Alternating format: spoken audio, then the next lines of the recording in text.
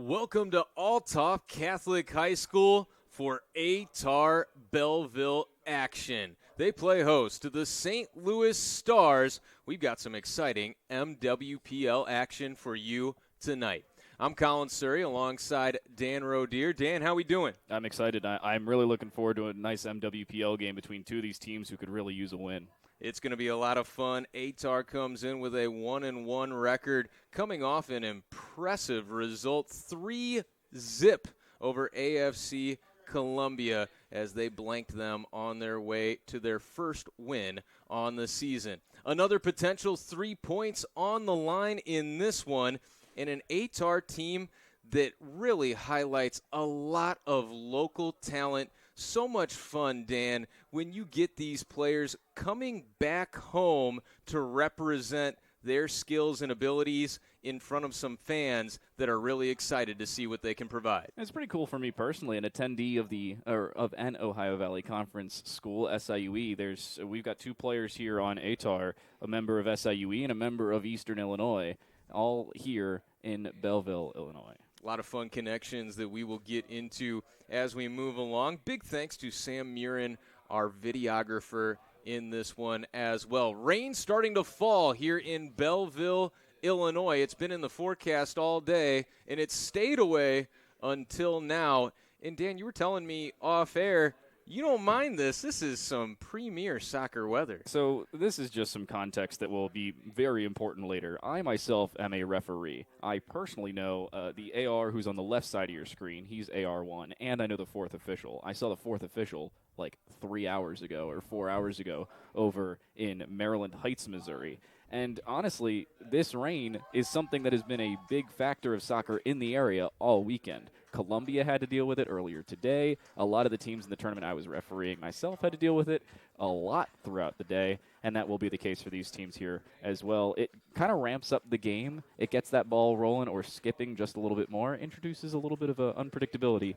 Now, as a goalie, or a former goalie, I wasn't a big fan of it, but we'll see how these teams fare. Excited to have your expertise and opinion on all of those things and more as we move along in this one. Let's get into those starting lineups before we get to the opening kick. Anton Mosley, Michael Hodgson, Yaya Noganga, Dominic Bartoni, along with Luca Bartoni, Jermaine Mentour, Alex Peters, Gibson Hunt, Gavin English, Adam Boykin, and Hunter Vetter in between the pipes for Ehtar in this one. Starting lineup for the STL Stars will look like this. Mason Burke is the goalkeeper on that end.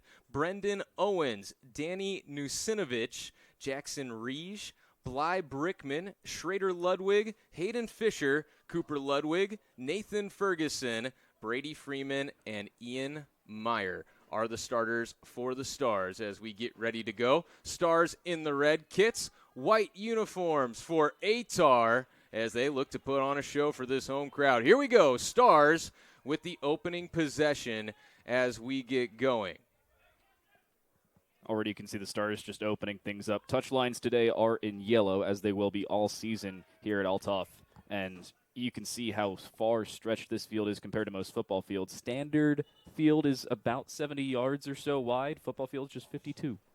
And on this artificial surface, it is going to play even quicker with this slick surface. That'll be something to watch as we get going in this one. This is going to be an Ehtar throw-in as it continues to get walked up the line by Alex Peters. He is one of a few CBC graduates out of St. Louis. What a legendary program that is, under the greatest high school coach of all time in the entire nation, Terry Mickler, who has moved on from being the head coach there at CBC, but my goodness, that guy has pumped out some awfully impressive products, and Alex Peters is one of the latest.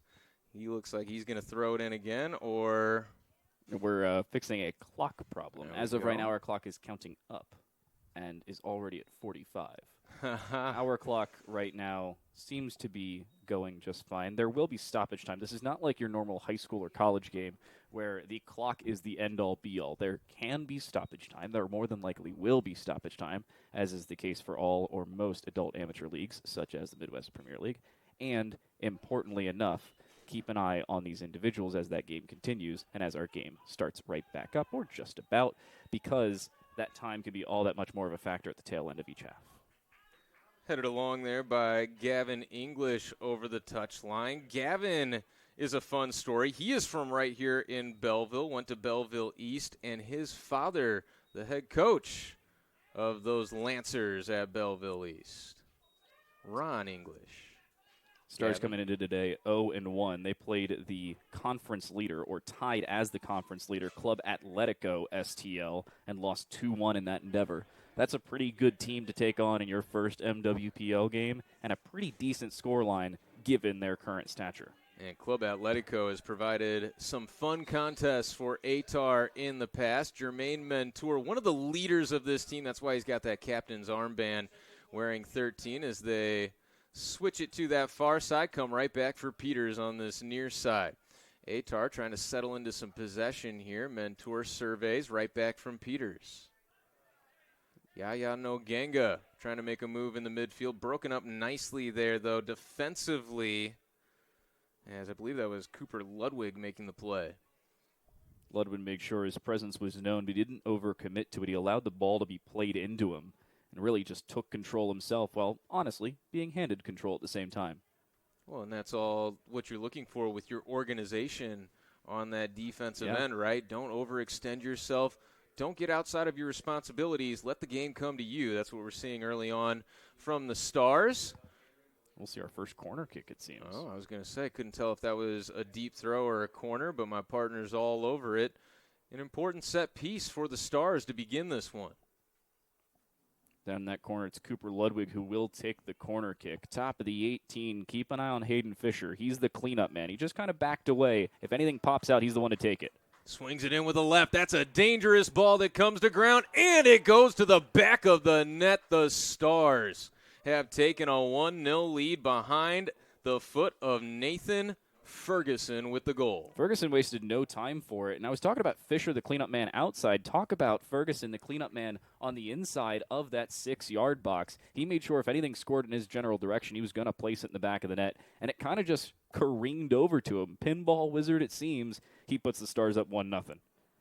Stars, right place, right time on a couple of occasions early on in this one. How will Ehtar respond behind the help of their home faithful in attendance? And, you know, that's something that we spend quite a bit of time talking about, because the community that Ehtar has built in a short period of time is nothing short of astounding. These stands are packed out here at Althoff Catholic as Mentour comes up to English, and once again that midfield has been stiff defensively from the Stars in the early going. English trying to get back in the way of it, and this one will be fed back towards the keeper, Hunter Vetter, a freshman from Albers, Illinois, out of Breeze Central. He's now playing at Blackburn College, a Division III school in the St. Louis Intercollegiate Athletic Conference.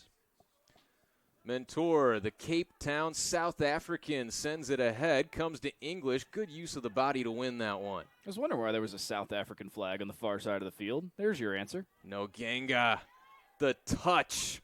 Peters, a little too strong on that centering attempt. It comes out the other end. However, and we did get a call. Yeah, the slide was a little late, caught the tail end of his foot as he was, albeit slightly dragging it. Was it a foul? Yes. Did he sell it? Also, yes. Good call, and one that will give Ehtar an ability to play yet another ball in, this time on a set piece from just outside the 18.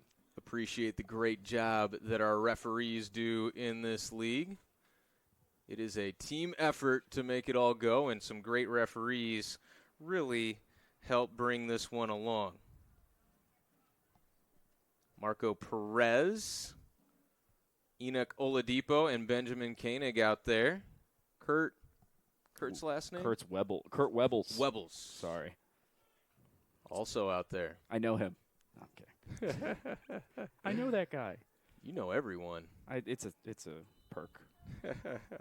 Dominic Bartoni A bouncer into the box, comes back out to Noganga. Not totally cleared here. Now Gibson Hunt. Had a lot of fun watching him at UMSL over the course of the year. I've had the pleasure of getting to call quite a few McKendree games, which, by the way, Michael Hodgson, a huge part of this Ehtar team. He was on the coaching staff of a Final Four Bearcats team in the national tournament. That's the farthest that program has ever gone. He went to the Sweet 16 as a player just a year prior.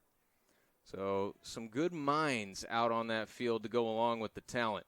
Look at this switching ball, looking for English. Oh, no. Almost beat his own keeper, but just enough of a touch there from Bly Brickman.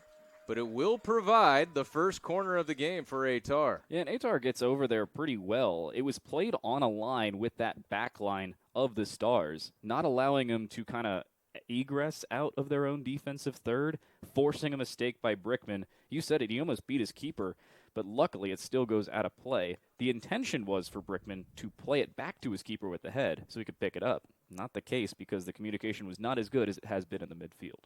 I've been really excited to watch this guy taking the right-footed outswinger Bartoni on the ground. Has that one cleared rather easily. Dominic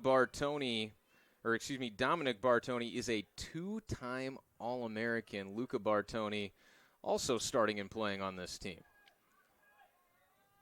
A couple times we've seen low swingers in by Ehtar. Main goal of that is to disrupt the norm. You're used to seeing a high swinger, really just a high ball in, looking for a header. Ehtar's looking for the ball on the ground. They're looking for chaos, trying to take advantage of what the Stars took advantage of earlier. I was just going to say, we saw that take place at the other end of the field. Ehtar thinking, why not us?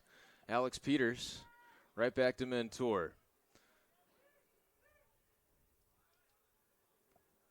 And you love the idea for Ehtar just to mix those set pieces up a little bit. You go to the well too many times, it gets easy for that defense to read. We'll see if it pays off in the long run. Headed along, an opportunity up the far sideline. Trying to get it into the corner. It's Adam Boykin having it knocked away. A deep throw-in coming for Ehtar. You'd see the sprint all the way down there as well. That's Gibson Hunt on his way. But he actually just took it quickly, played it through. We're seeing a little unconventional play on these restarts for Ehtar. Shot goes wide from Yaya Noganga. Noganga, former Southwestern Illinois College product where he was a captain, and he has been a fan favorite here at Ehtar. Understandably so. He's already looking to take screamers out from 30 yards. That one had some speed on it. Now, you were talking about this artificial surface. There's a lot of different turf you can play on. In particular, the turf I played on, it was at Lou Fuse Athletic, if you may be familiar, over in Maryland Heights. Yep. It's not as quick as this is. You'll see if the ball's spinning backward or side to side, it's got a lot more skip on it than you'd usually see elsewhere. Might not take that spin until the third or fourth bounce. Exactly. On this kind of field. That one That's just went out. Dominic Bartoni trying to put some moves on in the corner there. And mention that I'm excited to watch Dominic Bartoni. He was a two-time All-American at CBC under Terry Mickler because all he did was score 48 goals and assist on 10 others. That's it? In his high school career, and that's earned him a trip down to the DFW. He's playing for the Stangs, Pony Up, SMU, where Bartoni looks to star in the oncoming years. He provides a corner. He's earning it down in that corner. I thought you were going to. We actually did just hear a clopping of horses. There's something about the pony squad here at Ehtar, so that's perfect timing talking about Southern.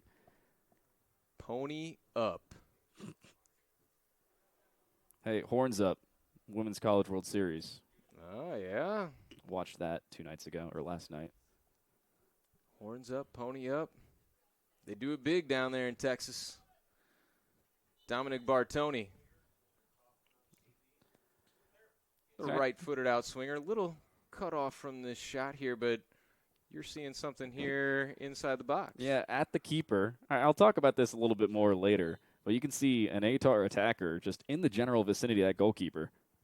Oh, great ball towards the 6, headed over the bar by Anton Mosley, another Belleville guy out of SIUE, just unable to put it on frame.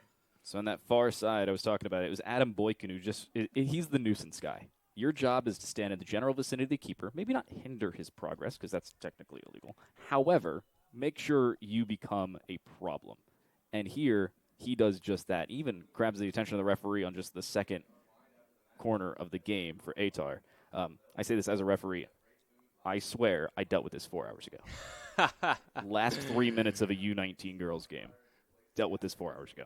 Well, we hope you don't get any PTSD watching this one, but Adam Boykin, that's a great point that you make about what he's doing to be a nuisance on that set piece. This is a guy who is a track star, won a state title back in high school at Edwardsville High School in the 4x1. So if he is adding that part to his game as well, look out. There's a reason why he was named Player of the Month. Swing this one in. Dangerous Boykin. Off. And it was offside. Mentor, I believe, maybe caught behind. Yep. He was offside, or he was onside on the original kick in, but because the header was from his teammate, that resets your offside counter, and he's off. But some good pressure put on. Yeah. By Ehtar in these last few minutes. And a good response after you have a goal scored against you, settling into some nice possession once again as they win it at midfield. This is the definition of you are never in a rush in a 90-minute game. I mean, right now we're in the 13th, 14th minute maybe. There's still so much time to play. They know they could just play it back. Look at this ball. English. He was had off. it saved, but he was off. Excuse me. That was Dominic Bartoni making the run at midfield. That was a close one. He was off on the original touch. There was a second attacker on his right side you were talking about. It looked like it was Alex Peters. Correct. And Peters was the one onside. The reason the AR held his flag for a second, just to make sure the offside player got involved. Well, and think about this. You've got the Bartonis. You've got Peters, all CBC guys. Uh-oh. They know how to play with one another as a near turnover is now cleared away. Good settle there by Luca Bartoni. Gets it right back from English. And that's definitely offsides. Boykin caught behind the high line. Boykin just kind of avoids the play. He won't be called for it, but he knew he was a country mile offside. What a challenge. That one won by Michael Hodgson, the aforementioned Final Four coach this past season at McKendree University, where he starred as a player. And it's interesting that Michael Hodgson was a captain, a 5-year player at McKendree, and he was a center back on the best goal prevention team in the nation. And now they moved him up into the midfield, getting a little bit of a different look, but a guy that possesses a skill set that he knows how to keep everyone organized and get them in place where they need to be. And left side of your frame in just a second. I mean, I want you to keep an eye on Alex Peters for most of this game. Peters is playing as a wingback. That's the formation Ehtar's going with. I love the call for it. It allows for a little bit more aggressiveness just like this. Look at Bartoni. He slips behind, but that touch was maybe a little heavy, and it cut off his angle, goes right across the face of the goal. You know, I said maybe 2 minutes ago, you're never in a rush. That's exactly why. Even if he gets that ball across, nobody's in position to assist him because he was dead even with the final line. Nobody was going to be there, even if he took an extra 2 or 3 touches. You have to settle that down. You can't take an extra large touch like that because it doesn't give you any flexibility whatsoever. Dominic Bartoni is not only knocking on the door, he is threatening to smash that door straight down. We'll see if Dominic breaks through at some point here. Stars seem like maybe they are a little bit more content to look for some of these counter opportunities. Yeah. They cash in on that first big set piece that they had, but Ehtar has really controlled the pace of play since then. Ehtar's doing something similar when they get the opportunity, playing it quick up to their forwards. And with this wingback, here's Peters. Here's who I was talking about. Watch how quick he goes forward at the bottom of your screen. He's already taken an extra 20, 30 steps. Remember, he's a right back, and they play this on the weak side of the ball because it gives you so much more flexibility. Now they've got 3 back. They may have a 4th. Peters is playing as a right winger right now. And look at the space it opens up for Gavin English. He's met by a defender there. Comes back to Mentor. Jermaine. By the way, Mentor's a center back. That's an important factor. He's on the far side 40-yard line. And look at the versatility we're already seeing from Michael Hodgson is now he sinks back, allowing guys like Jermaine Mentor to step up and make a run if they want to, or make themselves useful in set-piece opportunities. Mentor is a big body out there. He stands at well over 6 foot tall. Hodgson is listed as a midfielder, but he's also playing that flexible center back role. Everybody's playing as like a defensive midi or a center defensive midi, or in this case, wing backs who turn into right wingers if needed. Oh, boy, a tough turnover, and that one was just a bit heavy from English, looking for Dominic Bartoni. But once again, Bartoni in a dangerous spot, and another bad turnover. Nogenga looking for help. Leveling off to the far side. Boykin, what a good turn. move into the corner. Here comes the speed of Gibson Hunt. Hunt centers, and a deflection is taken care of, but not totally cleared. Now it will be Ehtar making their presence known. Hodgson settles into some space. Now Nogenga over to Hunt. Gibson Hunt's speed is a huge weapon. He cuts it in. Shot is saved. Good sight line there for the keeper. Saw it the entire way. Burke comes away with it. Yeah, important hands there as well for the goalkeeper, making sure he doesn't give up a rebound because of how far forward Ehtar was. Gibson Hunt just finishing his freshman year at UMSL. He is a triad product, and I love the idea from the young player out there. Maybe not ideal conditions for a goalkeeper, as that one is a good ball ahead, but just a half step offside. Make that goalkeeper make a play. You never know if it's going to slip through those gloves in these wet conditions. Mason Beck, excuse me.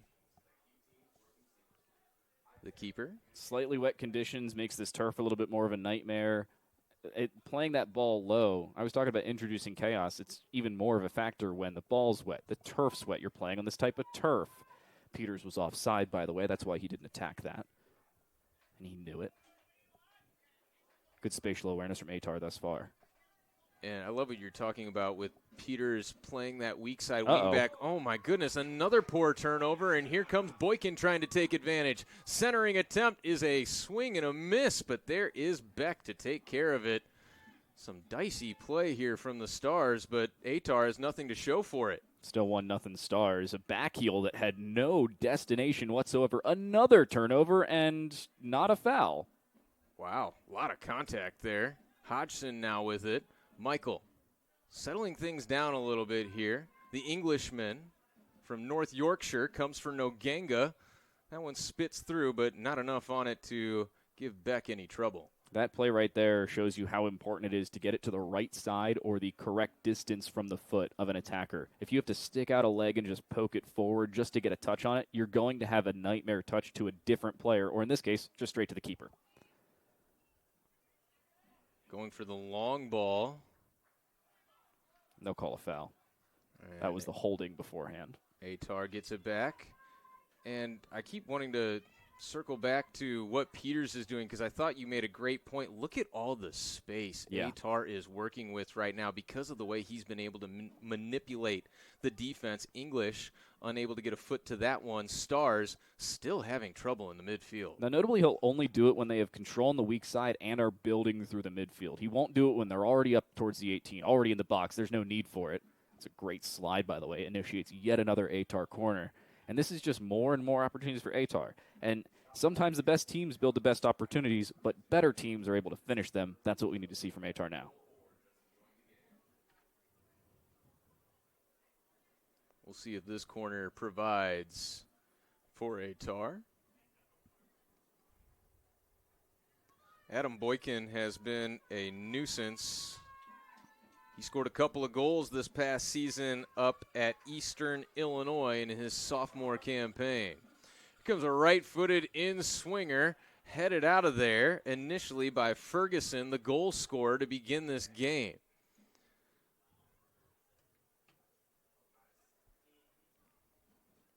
Confused as to what happened on that one. It just kind of looked like it squirted away from the left winger there. Yeah. And conveniently enough for the Stars, just past the corner flag for a goal kick. It was interesting. Everyone seemed to give up on that play, but looked like it was a live ball the entire way. The turf will do that to you, making you think, oh, it is a playable ball, and then it just continues to roll and roll. It's like a ball in a green. Oh, and, we've seen on some of those long passes in this one, makes it really difficult to connect those quick hitters. The slow build is where you're going to get more consistency. And notably, Coach always says, don't let the ball bounce. That is doubly true in conditions like this, because if you let it bounce, there's no predicting easily what you'll do with it or what the ball will do in front of you. Well, let's go back to that Terry Mickler influence in the style of ball that CBC would play. He is known for his affinity for the Dutch style of play, which is crisp, clean passing. That one just made its way over the end line. Gavin English trying to run it down unsuccessfully. Are we going to have the total football conversation? Why not? Who watched Ted Lasso? Did you watch Ted Lasso? Serious question. Did you watch Ted Lasso? Never been a Ted Lasso No. guy. I hate to bring you down like this. Okay, well, for all of you at home who did watch Ted Lasso, find the episode where they talk about total football. Johan Cruyff, I believe is the way it's pronounced. He's the one who really invented total football. Went to Pep Guardiola, who you may recognize as the Manchester City current coach and manager. He played at Barcelona. They played it there. And Manchester City still plays it to this day. And we're seeing it here where, as they say, attackers are trusted to defend, defenders are encouraged to attack. That's what we're seeing now. A lot of versatility from this lineup. That's a great point. We've been calling it out all day long so far, all night long, I should say, with the lights on here at All Top. That one splits the uprights, actually hit the upright. No good. For a goal kick. Definitely no good in this sport. Ironically, that never went out of bounds. It only hit the upright and stayed in because the uprights are hanging over that back line. So if we're going on technicalities, ball's still in play. Hey, you get a doink, you know you're off to a good start. What are you, a Bears fan?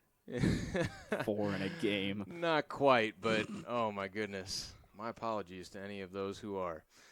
Bartoni, looking to go to work. Comes for English.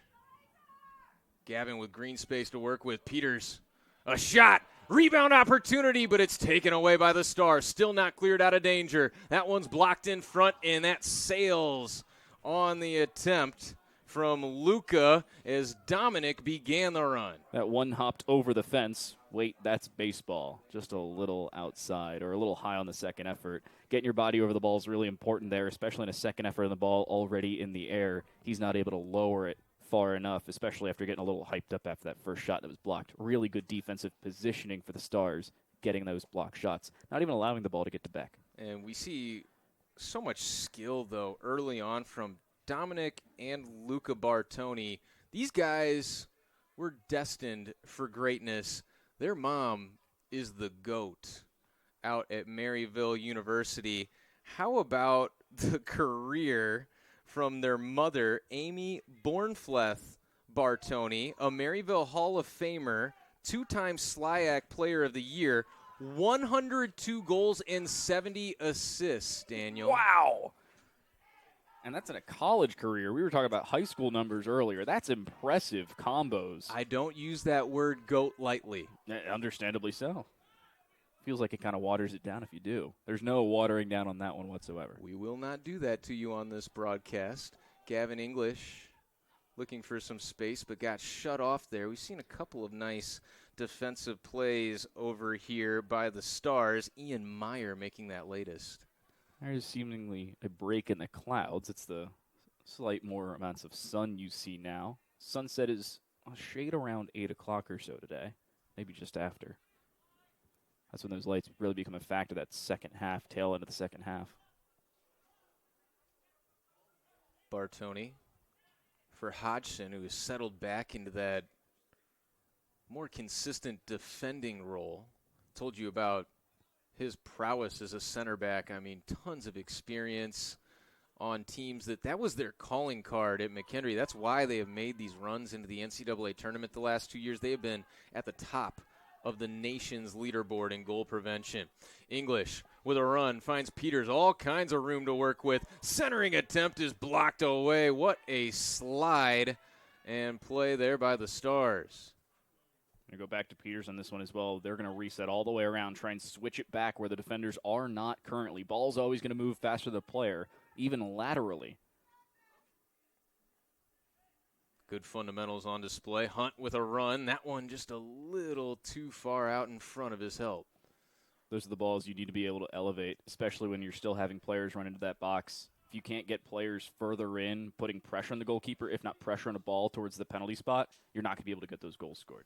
You know, we've seen Adam Boykin on a couple of occasions as well really flash his athleticism. Let's see if Ehtar can find a way to get him in a one-on-one situation where he can use that speed and maybe take a little bit out of the equation, just say, hey, I'm going to do what I do talent-wise to make something happen. But we've seen some good team ball, albeit got to find a way to put that ball in the back of the net for Ehtar.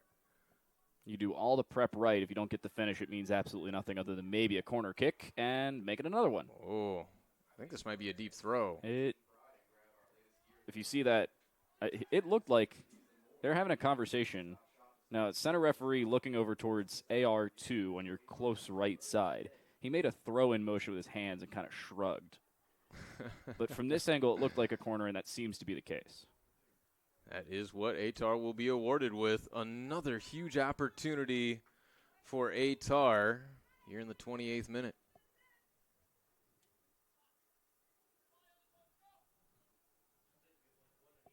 Another right-footed in-swinger coming your way. Towards the back post, and looks like we were offsides. No, got a foul? Can't be offsides on out-of-bounds kicks, goal kicks and corner kicks. Fun fact. That's why we bring the expertise into Same the broadcast. thing for throw-ins, if you happen to be curious. That one seemed to be just a foul inside the box. Appreciate the clarification. Beck getting set to send it. Stars have got to find a way to win some more of these midfield balls. It has felt like 80-20 in favor of Ehtar. Ehtar, notably, off the back of that first touch, it's always the second ball you need to be aware of. Here, straight through, there's that awkward bounce. It kind of squirts through everybody, and Peters was not playing his normal right wing / right wing back position. Look at this pressure put on by Ehtar. And that went out. It'll be a throw-in for Ehtar. Notably a lot further down than where the ball currently is. They'll get it somewhere around that 15-yard line. Hodgson surveying. Comes from Mentor. Germain rolls it out. Now to Hodgson. Hodgson able to find Bartoni. Loose, and the Stars get it back momentarily. Give it right back. English showing off the athleticism. A little too much on that for Peters, but Mentor there to vacuum it up. Important redundancy shown here by Ehtar, even with a direct destination on that ball. If it misses by just enough or not too much, you're still going to have somebody who can get their foot on it. Switching attempt inside the box. Dangerous one, but Luca Bartoni unable to square it up. We will have a sub come through as well here for Ehtar on the far side of the field at midfield. Can't see who's going to be exiting. It seems to be Gavin English. Nope. Gavin English, a really good season this last year at Southern Indiana. He played with former Ehtar member Jack Schwering over there. And it was a lot of fun. We actually welcomed Jack onto the broadcast. He would kind of be our halftime reporter, and we go back and forth on everything we saw. When we didn't have your expertise, Dan, it was very much needed, so everyone knew why everything we saw happened. Thus far, there's been nothing that needs too much clarification, luckily enough. Beck, another midfield ball won by Ehtar, and that was a pretty clear foul, not called. Sometimes angles are everything. From up here, maybe it looks like he shoves him in the back, but from down there, sometimes arms in the back are enough to try and send a player over. Whether he's earning an Oscar or not is yet to be determined. But whether it's a foul, I mean, the only real opinion that matters are the people in blue right now. And that's not including the two guys in jackets on the far side towards that Stars bench. Throwing coming for Ehtar. Boykin to Mentor. The captain switches it back to Hunt.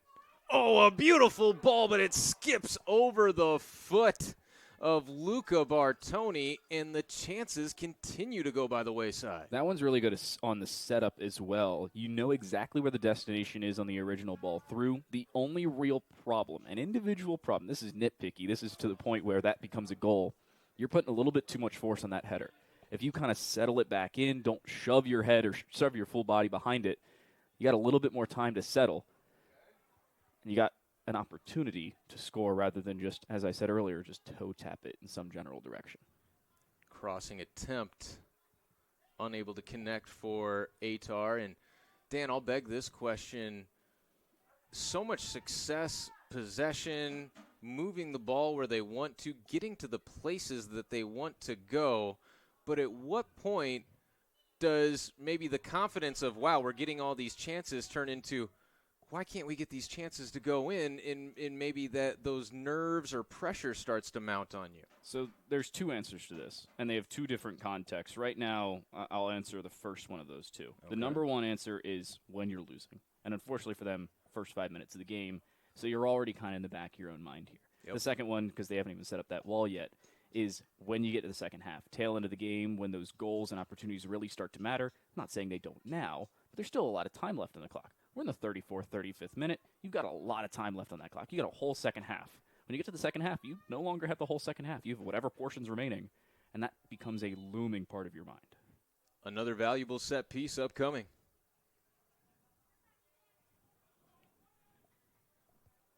It's a corner. And they will say it went off a defender. 3 players kind of jumped at the landing zone there. And seemingly the Stars came out on top, only for them to no longer be out on top. And that was the sub for Ehtar taking that set piece, Henrique Peristrello. And now it's going to be another corner for Dominic Bartoni. An outswinger on the ground. Good centering ball there from the newly entered Peristrello. It was handled by the Stars, but a throw coming for Ehtar. Hunt restarts it quickly for Peters. One thing I love to see is both a soccer fan and a referee is quick restarts here for Ehtar. We've seen it a couple times on a couple fouls. They just set the ball in play. Try and catch the Stars off guard if you can. Playing like a confident bunch, and you get to play in front of your home fans. You want to put on a show. You want to be on your front foot. And Ehtar has done everything but put the ball in the back of the net. They've gotten 4 or 5 opportunities, like good opportunities, and even more shots, if not at least on goal, to go through. But they haven't gotten them through literally on the goal. That's the problem. Just been so impressed by the midfield play so far for Ehtar as they initially won that one, taken away momentarily by Schrader Ludwig.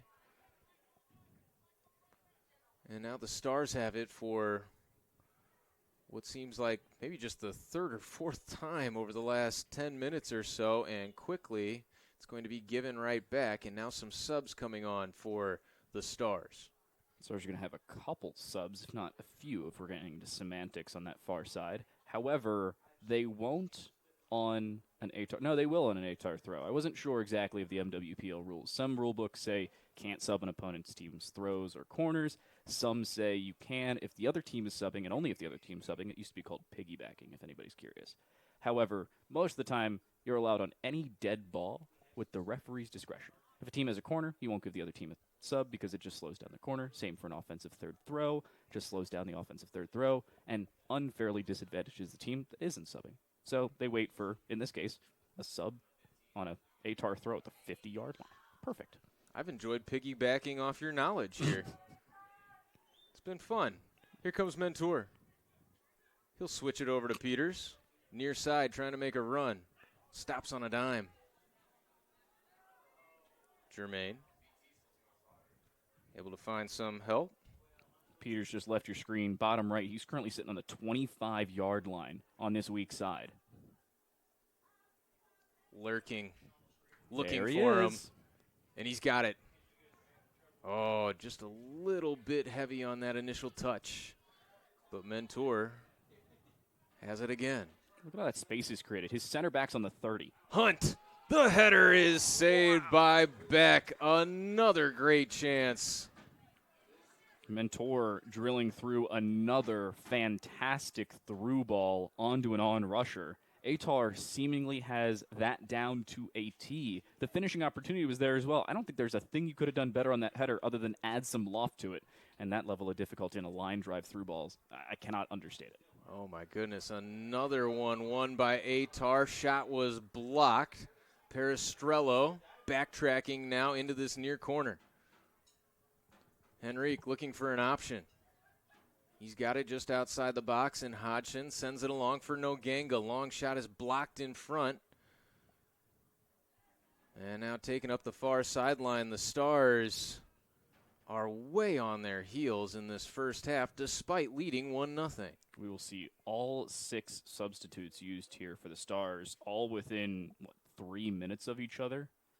Interesting. On these midfield throw-ins for Ehtar. Not the most absurd thing to see. When you have those 5 or 6 subs, max is 7. When you have those 5 or 6 subs, you're looking for opportunities to put them in, and especially in a league like this where players are showing up to get some playing time. Exactly. Especially when they're going out to play maybe semi-pro elsewhere when the fall hits, because this is not a year-round league in the MWPL, or when college hits. That's what's so much fun about this league, right? You get a great mixture of guys that were staples of their starting lineups on their collegiate teams. Some guys that maybe they spent a freshman year somewhere and didn't get any playing time, and this is their chance to shine right now in the summer and show what they're really capable of. It's like a full 7 subs over for Ehtar today, including a backup keeper if needed. That's Jake Offerman, by the way. Dominic Bartoni has gone off now. Into the game, Gary Mills. So they did also sub on that throw at midfield. We will see our first real complaints of the game from those in red. Takeaway by the Stars. But Yaya Noganga says not so fast. Anton Mosley, the SIUE Cougar. We got a lot of Cougars up here in this booth as Gibson Hunt gets loose. The Triton, nice little juke move to his left and now lays it off. This is Luca Bartoni centering it, but right into the midsection of Beck. And I'll tell you what, Mason Beck has gotten a lot of work. He has started to gain confidence as this half has moved along. You're talking about that midfield pressure. That entire sequence is set up by the midfield pressure. And that midfield pressure is allowed by those wing backs having so much space created forward. The center backs are routinely playing around the 40 or 50-yard lines, if not more. There's a lot of opportunities being created here for Ehtar purely because of their play style, and it's working in their favor. Now they just need to finish. Here's an opportunity. Oh, boy, Mills. Can he catch up to this one in the corner? He will. Gary cuts it inside, beats his man, centering attempt blocked. And this one will be cleared away partially. Still a chance here as Boykin comes over for Mills. Mills turns the corner off the side of the net. A little unfortunate there as well as he beat his defender, kind of defooted his defender down that right side. But as he tried to send it through, kind of lost his own footing. Ball kept escaping him. You're expecting the ball to slow down just a little bit. You know, gravity, friction, the whole science thing. Not getting into that. I'm a soccer guy. It doesn't slow down as much on this wet turf, especially the type of turf it is. It's going to keep escaping you. Kind of goes off the outside of his foot rather than the inside of his foot. Goes off the side netting. You didn't want to get into friction coefficients? No. Oh. Mainly because I don't even understand them. We'll stick to soccer tonight. I think the fans will be happy about that. Upended in midfield. That call's going against Peristrello. Who very kindly puts the ball square into the midsection of Hayden Fisher, and Fisher's like, thanks, appreciate it. Too much skip. That one's going to head over the end line for an Ehtar goal kick. When you can send the ball in from the opposing 45-yard line, that's 65 yards from the end line, and it two-hops the opposite end line, you're running into some problems on a decent through ball there. And just gives you, again, an idea how difficult it is to play with that kind of style and mentality. Ehtar has been shown showing versatility with what they've been able to do offensively. Mills comes away with the switching ball, just a little bit too far out in front of Michael Hodgson, but a throw-in coming for Ehtar. Seemed like he megged his defender as well. A new left back here for the Stars is having some problems with notably Gary Mills, but really most of the roster here is they start throwing hands with each other. Fortunately, not punching each other. I love it. Mills out there as a deep throw-in is one here by Adam Boykin. He was trying to deflect that one for a corner. Adam Boykin, crafty player from what we've seen thus far. And it's all created off his first touch from what we've seen as well. That's the important aspect of this. Sometimes that is just that first touch that's all important. Peters all the way inside the 6, headed along, and that goes off the post, but in! Gibson Hunt!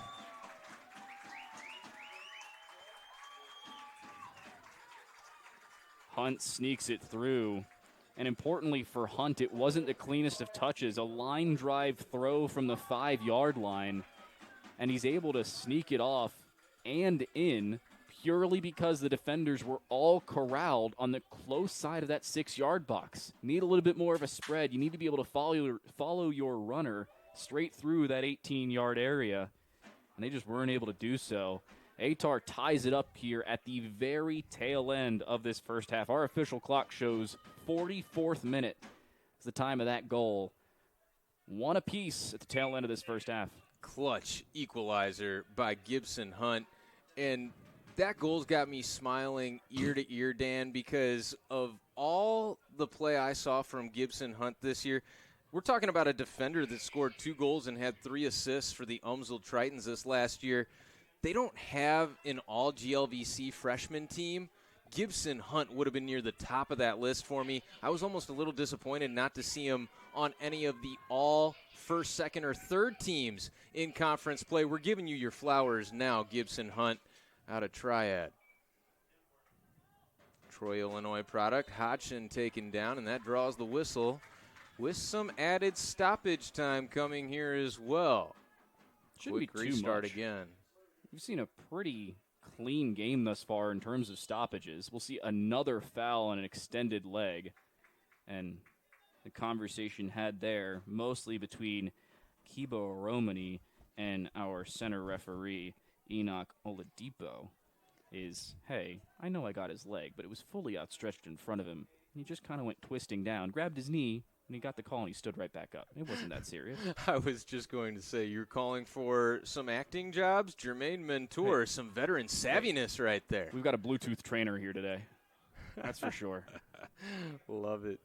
That one too heavy. It's going to go over the end line. Not on the same page with Bartoni that time for Peristrello. It's another one of those opportunities there for Ehtar where the setup is good. They get a good lead in. Pressure's important early on in that. However, just the ball in. We've seen communication good thus far from both sides, notably the Stars midfield early in this game that had kind of weakened down. Disappointed to see that from this booth. Yeah, it looked like it was going to be a big strength for them. Here's a nice little run, but Mentor catches up to it. The captain erases that chance. Ooh. Whoa, that was called against Mills. I wasn't sure if we were about to get the second whistle. That was the end of the half, but no, we're still playing, and it's a foul against Ehtar. It's Kibo Romani, the aforementioned argument with our center referee earlier. He was the one who carried that ball all the way down, kind of lost his own footing, though. Ferguson, a goal in the early going of this first half. The equalizer comes from Gibson Hunt late. Luca Bartoni showing off what his mom taught him. Hunt making a run again. Local faithful showing their appreciation as he runs out of gas. What a slide tackle, but it ends up with the Stars. Hodgson again. Oh, dangerous ball here into the corner, but Vetter off his line to make the play. Nicely done by the keeper. Ehtar throw. Mills Here was in again. stoppage time. Excuse me. Mills again was looking for some speed down that right side. And he again got met. I believe that's Lawrence McKee as the left back here for the Stars, who just kind of shut him down immediately. Mills, again, looking for a change of speed. Finally, I think McKee's got his number. Alex Peters spent his freshman year at DePaul, did not play. I believe he's now with St. Charles Community College, which is where Jermaine Mentour got his start before heading out to Lindenwood. Perestrello. He used his shoulder there. That was impressive. Yeah, it was. Call goes against the Stars as Mills was upended, and now some words exchanged. Not the first time Mills has been involved in this. I count 3 at least. The center referee indicating that any further fouls by the striker of the Stars would be booked for persistent infringement or persistent offenses, depending on how you like to define it. Either way, it's a yellow. Like the way this game has been controlled by our referees thus far.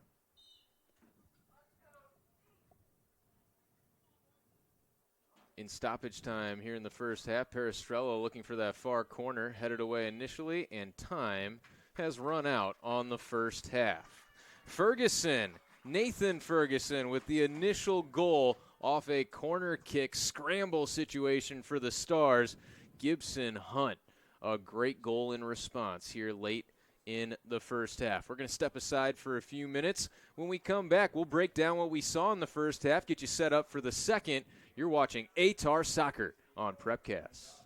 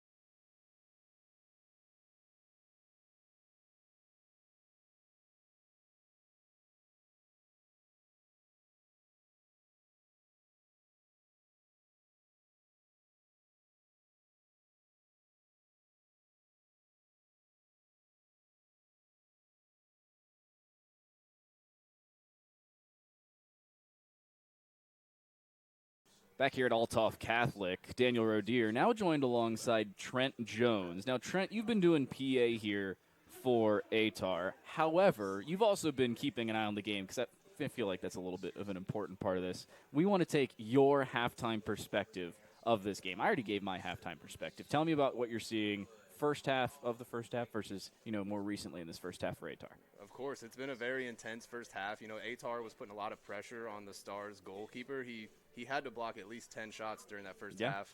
It's 1-1 tied up going into it. We managed to tie it up right at the end there. There was that little scary quick goal at the very beginning. I didn't even know what happened. All of a sudden, they just scored a goal.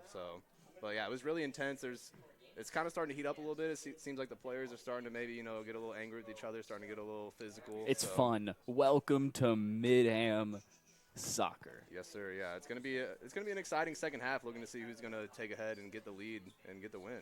But first half was really good so far. So we still got 45 minutes in the second half, but we've got like 9 or 10 until the second half starts. So I want to talk to you specifically about your experience here with Ehtar. Now, I said earlier, Trent is here as the Ehtar PA guy. However, you also are an attendee of SIUE, or Southern Illinois University Edwardsville. I say that with all this confidence because I, too, attend Southern Illinois University Edwardsville with Sam Murin, our videographer here. So we've got some Cougar pride here in the broadcast booth. Talk to me about how you got the experience here with Ehtar, how you got connected, and really what you're doing with the entire club. Yeah, so it all started whenever our teacher, Corey Byers, sent out Shout out Corey. Yeah, of course, great guy. He sent out an email to, I suppose, all of the mass comm students saying, local semi-pro team, Ehtar FC, is looking for a PA announcer. So I sent an email to Ian, our owner here, and, we kind of played email tag for about 2 weeks, kept, hey, I can meet up this day, and then didn't get a response for a few days, finally responded, and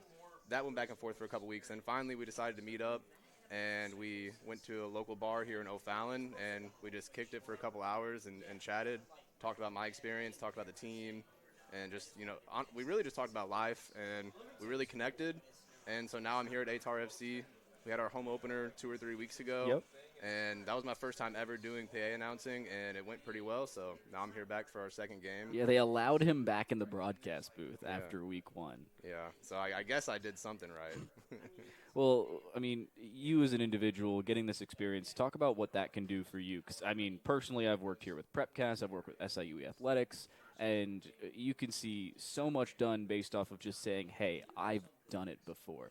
And talk to me about how maybe you document things. Because personally, every single broadcast, shout out Tim who runs things here at PrepCast, I'm able to download every single broadcast and say, hey, oh yeah, I've done soccer before. Here's a video of it. Mm-hmm. How are you keeping track, or are you keeping track of your PA experience? Yeah, I have a little bit. I've taken a couple of videos here and there just of, certain, promo reads and certain things like that. But I definitely want to bring, a camera out one day and set up on a tripod and really, document the whole thing just so I can kind of make, a reel out of this or something. Sports media or sports, broadcast production is something I really want to work in the future. And so having this opportunity has been really cool. I've met a lot of cool guys like you guys here at PrepCast who might be a good connection in the future.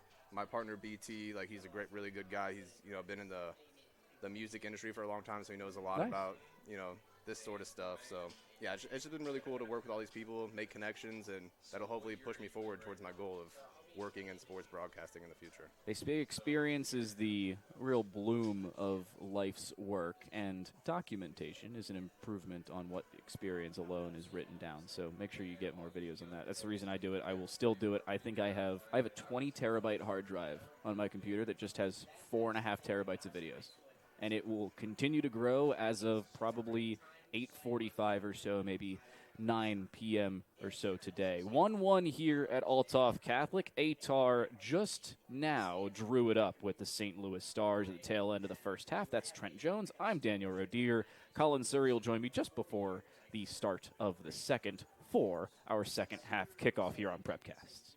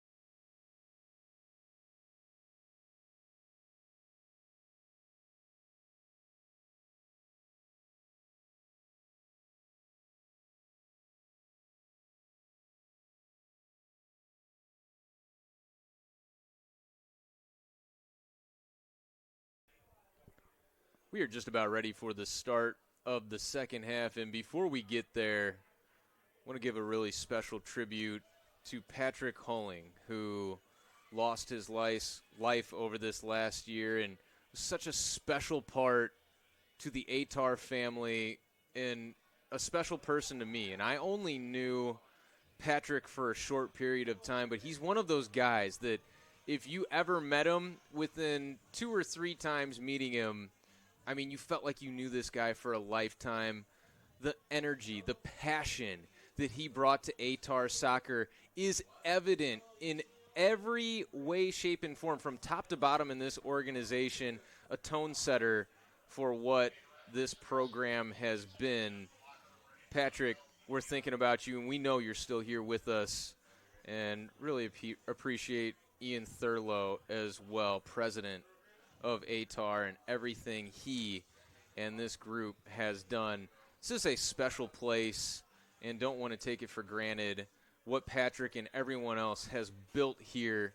We've seen a really exciting first half. We've had a couple of really fun years getting to be in the Ehtar family here at Prepcast, and just want to remember and always remember Patrick Hulling and everything he gave and everything he is as a person. It's represented here at Ehtar. Patrick, we're thinking about you always and forever. Patrick Hulling. And as somebody who maybe didn't get to know Patrick Hulling, because I didn't even get involved with Ehtar until early this week, where it's awesome to see what he was a part of in terms of being built. Because I mean, I get an email from Wags, and I get a text, hey, are you able to cover an Ehtar FC game? I'm like, yeah, sure. And I had heard of Ehtar. Trent and I had talked about it a couple months ago, but it was something that wasn't like on the top of my mind. I've heard of the MWPL, the redeeming qualities of mid-am soccer here in North America, but it's not the same level of popularity as it is maybe across the pond, where non-affiliated soccer is something big in a community because of how condensed those communities are. And I'm thinking to myself, okay, I'm going to show up, I'm going to see a game. There's be like 30, maybe 40 people here. You'll get more at high school games. You can't see this right now. You may be able to see 20 or 30 people sitting in the stands under us. However, if you look across our stands, right now, I count probably 200 or 300. We've got a decent showing here at Althoff Catholic for a squad that is right now fighting for a top-ish slot in the Gateway Conference of the MWPL. This is really awesome to see as somebody who's new to Ehtar FC and who's new to mid-am soccer as a spectator and as a broadcaster rather than maybe as a referee. And what they've built, what is being shown here as a community, and how awesome these fans have been to a team that is just kind of a bunch of players who play college, who used to play college, just an adult amateur league, adult mid-pro league.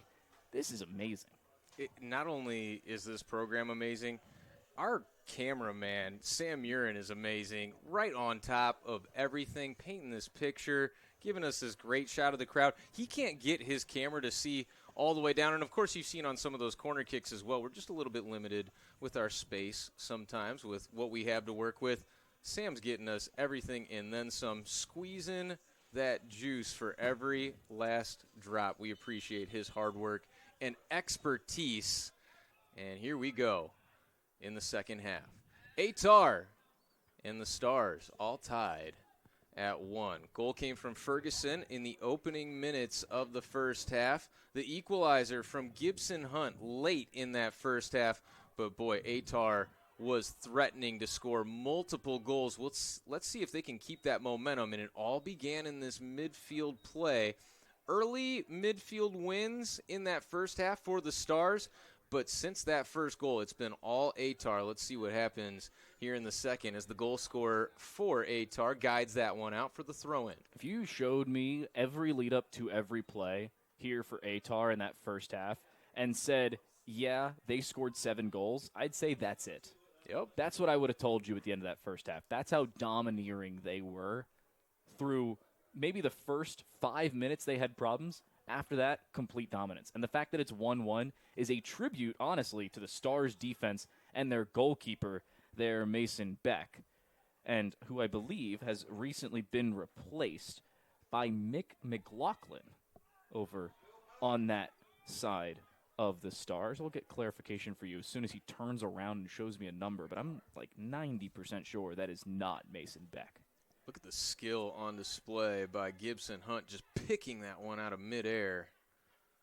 He is feeling himself out there. Ehtar looking to continue what they had going throughout the course of that first half. Here's a long one sent in, and again, there's that skipping quality. It is Mason Beck still in. Mason Beck just looks really different from the right side of his body compared to the left side of his body. I think he grew 3 inches. Getting him from his good side now? We're actually 4 yards further away from him on this side of midfield. Yeah, we're just across that right side of midfield. Long shot is well high and wide. No worries there for Vetter. It's a good reset for Ehtar. Few minutes into this second half. Don't really rush yourself into anything. Goal kick's a good litmus test of how you can build out. In this case, they won't. We've seen them build out really quickly many times over from their defensive side. In this case, they're just going to try and send it long. Landing spot, we're looking at maybe that 40-yard marker, but I was talking about Mason Beck. He just went down to a knee for half a second, and he's hobbling off. Wow. I was talking about Mick McLaughlin. I was 3 minutes early. He seemingly injured something there. Mason Beck didn't seem like he made any contact with anybody. And, yeah, it will be Mick McLaughlin taking over. That is some kind of foresight, partner. I knew you had the expertise with all the rules and analysis. I didn't know you were a psychic, though. Clairvoyance is a prowess of mine, it seems. I don't know. I do want to say we are not joking about the injury to Mason Beck. That is serious. No. It seems like he is just kind of doing something with his knee, maybe his calf, as he walks on that far side. Mick McLaughlin will take over between the pipes on the Stars side. That is the son, I believe, of Dan McLaughlin, the head coach of the Stars. Another long one sent in, trying to catch up to it. Ehtar gets on the end of it. Bartoni had it saved. Still a chance. The shot is saved again and fallen on by McLaughlin. 3 more huge opportunities for Ehtar. Seems like the backup goalkeeper is merely a backup goalkeeper because he's playing behind a man of the stature of Mason Beck. You could see that coming from a mile away on the ball in as well. Really good readjustment there by McLaughlin on the rebound that he really wasn't able to handle, and understandably so. Speed on 2 or 3 hits there. A couple of opportunities for Ehtar. The Stars trying to build something through the midfield. They had to just recollect it. They will for a throw. We hope that Mason Beck has a quick recovery. Gosh, he's been a lot of fun to watch tonight. We do have a training staff on the far side. Does not seem like Beck has requested the assistance of thus far. He's just taken off shin guards. Hopefully just a little tweak. That's our training staff, as mentioned. He let me borrow his pen earlier. I appreciate it. I didn't bring one over with me when I was getting the Stars roster, making sure I had who was or was not starting. That's the hospitality you can expect here at Althoff Catholic for an Ehtar game. Gibson Hunt turns on the Jets. Fast and agile. Those were a couple of words I put in my notes to describe him after getting to watch him in his collegiate season. A little far out in front, trying to connect that time for the Stars. Thinking maybe Lawrence McKee that was. Hunt. Little spin turn. Now he lays it off. Bartoni gives for Noganga. Yaya, centering attempt. Partially cleared. Hodgson gets it back over to Hunt. Little heel flick along. Another within a couple minutes, and it is boy. Another right knee, it seems. This is the main reason that most professional, if not semi-professional fields are not this same artificial turf. It's called an ACL killer, and there's a very good reason for it. This time, we will require the assistance of our training staff, and it is the dictionary definition of a non-contact, extremely concerning injury. You just really Really hold your breath when you see these kind of things. Of course, hoping that Beck is okay, and, you add in some of the moisture. And sometimes, when you get a consistent heavy rainfall, somehow that seems to be easier to deal with. It's almost that in-between. Looks like it's Brickman, the man down. Looks like we will have a replacement maybe stand up on the far side. I'd be very surprised if Brickman stays inside the touchlines in this game. He was going down grasping at his right knee. Well, the fact that he is up under his own power is an excellent sign. But certainly a hold-your-breath moment once again, and all of a sudden, key players now having to go to the bench for the Stars. Yeah. And Brickman will take a second just to kind of recollect himself and jog off, actually, under his own power. He's actually going to jog back on. Wait a second. There's no way he stays in the game, right? Wow. I do not believe he can stay in the game. So this is something I'm going to have our cameraman keep an eye on. Brickman will have to exit, but assuming he is okay to re-enter, the referee is going to drop the ball to the goalkeeper, and he should beckon on Brickman to say, hey, you are able to return. So I'll tell you right now, referee just blew his whistle. He dropped the ball to the goalkeeper, who can pick it up if he so requests. And if Brickman is okay on that far side, there's that hand signal from the referee, and Brickman, if he wants to, can re-enter at any point in the game. And after he takes 2 or 3 steps, he now can, and he will. Love to see that. Brickman back onto the field. Flicking attempt comes out for an Ehtar throw. Luca Bartoni will play it back to Nogenga. Yaya switches fields.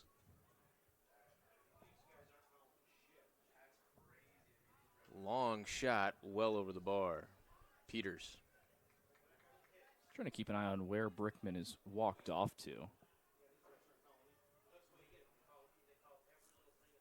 It's on that far side, still trying to work it out, it looks like. Yeah. And that'll be something we'll keep an eye on for most of this game. A center back who's maybe not under 100% power at this level of play is very concerning for not only the team, but for the player individually. You don't want to have any injuries, especially after one's already originated. So keep an eye on him and this defensive side for the Stars. Yeah, and beyond that, think about the flow that this game has provided. Yeah. Those center backs have been worth their weight in gold for the Stars thus far.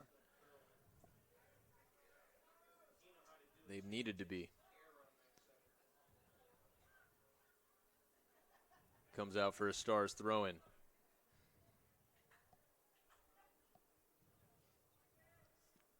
So another reason Brickman wanted to really stay in this game, at most semi-professional or mid-am levels, there's no sub-re-entry, even if you have limited substitutions. So Brickman would not have been able to re-enter this game if he was replaced. Now, the fact that he left, was not substituted, but then re-entered, and they played down for, 40 seconds or so, that's fine. But you lose Brickman for any more than 2 minutes and or sub him for any more than 30 seconds, he is gone for the entirety of the second half. And that would have been a big loss, more than maybe a semi-injured Brickman would be. And even there, I mean, you see Brickman making a run offensively. This is a guy that they really rely on in multiple different ways. Huge to keep him on the pitch. Luca Bartoni has it deflect out for an Ehtar throw, and that should be a delay of game, I would think. Warning at least. Get in that player's ear. He carried it 15 yards. I mean, just take the throw in from there. That's your punishment. Don't carry it 15 yards next time. Might as well say thank you very much and move along. Great touch out to Luca Bartoni. It's Boykin combining with them. Back to Boykin. Boykin has it knocked away, but it will provide an Ehtar corner. Boykin, a really good first touch there. Not only controls it, but lowers the speed. That's a really difficult thing to do while moving the ball forward on a good line drive in. You need to be able to control speed, especially on turf, especially on wet turf, especially at night when there's dew that's going to form. It's so humid. It's 70 degrees. I'm hot, man. It is humid here. That's going to be a factor this game. Adam Boykin is a magician, the kind of guy you pay money to come see. He's giving the fans what they want to see. Cleared away. Peristrella will send it right back into the mixer. Good job to high point it. McLaughlin showing his athleticism. He'll roll that one out in a dangerous position. Mills got a foot to it, but could not find a teammate on the other end. Good job to keep that one in. Stars working the far sideline. Challenge from Mentor, but a good job on the give and go action. Coming back over to this near side of the field, now centering it back up. Shot from the Stars, skips through wide of the net. It's Cooper Ludwig coming through on that initial run with a couple of nice touches up that far sideline. I think he was the one who took the shot. Oh, gotcha. Cooper Ludwig. That far side seemed to be, I want to say Brady Freeman. We called out part of that. Ludwig's name a few times for the Stars on offensive opportunities, and there have not been many. Specifically Cooper Ludwig. There are 2 Ludwigs. That's something to remember. Cooper Ludwig. Schrader also. Yeah, Schrader's been a decent part of that as a center midi. He's really the cog in the wheel. The Jamie Tart, if we want to go back to Ted Lasso. I'm so sorry. There's news of the Ted Lasso season 4. I'm thrilled about it. Yeah, it looked like offside for Peristrella, but they're going to play on. Right back kept him on. Positioning's a big part of this Stars defense, and maybe a miscommunication keeps an extra player on the close side of the field. Hodgson pops one just beyond the 6, and McLaughlin takes it in chest high. Surprised he didn't go up for that one. That was Jackson Reege, by the way. And going up as a goalkeeper there, the only reason you really have to do that is if you know there's a player in the vicinity. He knew one was oncoming, but even if you get to that ball, it's going to be difficult to try and parry that into the goal. I like the decision to just make sure you catch it if you're McLaughlin there. And that shows some confidence and poise from a keeper to make that decision. Notably in his defense as well. A big part of playing that center back or right back role in a ball in like that is making sure you shield a player who may be going for the ball around your keeper. Even if the keeper isn't directly getting to the ball, you need to make sure he doesn't get really forced off of it. Gary Mills splits the defenders beautifully and sends one into the corner. Look at Boykin, shot out of a cannon into this far corner. Near corner, I should say. Now he switches it to the far side. Mills thought it was going to come to his foot, but just able to get ahead on that for the deep throw-in for Ehtar. Mills was ready for a volley as well. He had help behind him. They decided to just let the ball go out for that throw, and we saw how deadly this throw can be. Last time it was around 5 yards deep into the end zone, if we're going by yardages. This time 5 yards out of it. Towards that 6 once again from Peters on the deep throw-in. Headed back towards the mixer twice now from Ehtar, but that one had too much on it. That's one you can just bring down, honestly. You have an extra player in front of you. Control it, try and move it forward. You're not going to do a whole lot on a header from 25 yards out. There's just not enough kinetic energy in the world if we want to go back to some science. Physics are an important factor of soccer, and that's the case there. Boy, we've seen a lot of potential from Ehtar. They're looking to turn it into some kinetic energy in this second half. Science guys are so thrilled that we're on the broadcast right now. Bill Nye smiling somewhere. Nogenga looking to go across field. It's headed out. It will be an Ehtar throw.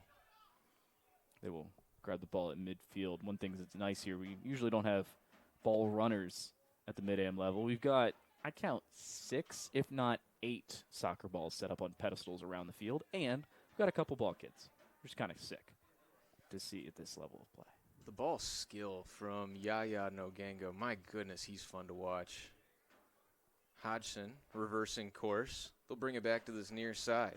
Here's Anton Mosley, that Belleville kid we told you about. He was all-state at Belleville East, now playing at SIUE under Cale Wasserman. Boy, what a couple of years they have had these past 2 campaigns. That one goes over the end line. Gary Mills trying to threaten. Can't believe we lost to Western Michigan. It's because our darn Broncos. It's because our goalkeeper got hurt in warm-ups. Did you ever see that? Goalkeeper got hurt in warm-ups in 3 inches of snow. It can happen. With 30 minutes notice, we had to pull in the backup in an NCAA tournament game. I say we, by the way, because I'm a Cougar myself. And I was a part of the broadcast team, actually, that sent the Ohio Valley Conference Championship to ESPN. I feel pretty proud about that. As you should. Cougars unite. We've got a lot of them up in this booth tonight. Mosley trying to do his part down on the pitch. Stars looking a little bit better in the midfield in this second half thus far. Yeah, notably, one thing I heard out of our open window on our right was, we'll take it there, and that's in reference to a foul rather than playing advantage. Notably, there wasn't a foul on that one. But the communication's been good from the Stars, not only to each other, but to the referee, making sure that you are in their head, keeping a conversation rather than just being a separate entity yourself. And their communication with each other has been notably important when they're doubling on to a player of Ehtar, because Ehtar has had a couple opportunities where they've given up a turnover in the midfield early in the first half, couple times here recently in the second half, where they are not allowing that ball straight through as easily as we saw at the tail end of that first half, and it's mostly due to that communication. I'm sure you've experienced this in your refereeing career. Something I've noticed over the years, a lot of veteran leaders have that ability to know, hey, I'm not going to force the issue with the referee, but I'm going to maybe bring their attention to something that in the future, now that's already in the back of their head, and then it comes to fruition. That's a smart thing to do if you're a player. I'll talk about this in basketball. You do the same thing in basketball, because if you're pulling on somebody's shirt, you're on the other side of the referee, nobody's really going to bring attention to it. Luca Bartoni sending one in. Too much on it, though. A skipping ball just out of the reach of Peristrello. Another turnover in the midfield. This one's dangerous, but Mills is unable to catch up to it. The other thing is, if you have that pull on your shirt and you tell the ref, hey, look for it, now I'm watching the player's arm on your back. If I see a shirt pull, now I'm watching it. I'm going to call it 90% of the time. Big contact there, gives the call to the Stars. Or I'm going to call a foul just on a slide through like that. That one's pretty simple. Talk about a cakewalk for the guy on the whistle. I'm sure you appreciate that from time to time. Well, Make it clear and foul? obvious. Oh, yeah, especially because it just kind of sets the tone of the game. That's one of those where you call those easy fouls. Sometimes they get a little too harsh where you get into conversational range. Usually a ref, like we saw earlier, will have a conversation with a player. Then they'll get into card range if needed, if not multiple card ranges, plural. And if we were to grade it on a spectrum, it felt like on the let them play side that was from like the first. That was like a 3. If we're going on a 1 to 10, that's a 3 foul right there. It's a decent challenge, but it's a foul, and everybody knew it. Let's move on. And that's been consistent throughout. Yeah. So far in this one, except for the shoves a couple of times after the play. That's really the only notable thing our boys in blue have had to deal with thus far today.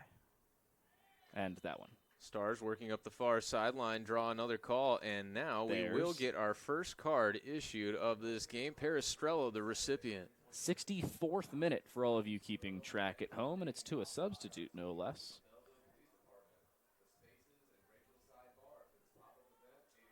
That one's just a pretty simple, a little harsh and reckless challenge, especially considering the challenge that was just before it kind of led into it. Ehtar's had a couple of those recently. I wouldn't be surprised if those cards maybe become a little bit more prevalent, not only for Ehtar, but they become reciprocal over for the Stars too. Seeing the Stars do a nice job responding early in this second half. Wondered if Ehtar would continue that dominance of possession. That one headed away nicely by Mosley. The Cougar on point. Hunt trying to get in there. There's Mosley again. Bartoni challenged, and that ball won by the Stars. It was Austin Cole coming in to win it. Good head away. Mentor, the last line of defense. Cooper Ludwig with a really good outswinger there as well from the right wing. Made sure it became dangerous on the setup from beforehand. He did not let that go unpunished.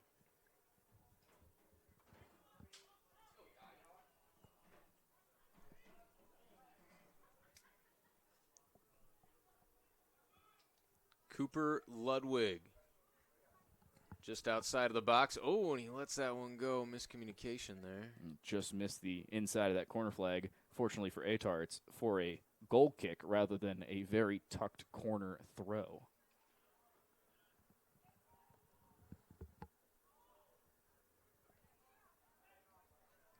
They'll build it up from deep in their own end. It's Mosley walking it up towards midfield. Hodgson surveys and plays it out wide. Peristrello back to Mentor. Germain. Pinballed back to Hodgson. Michael Hodgson always in control.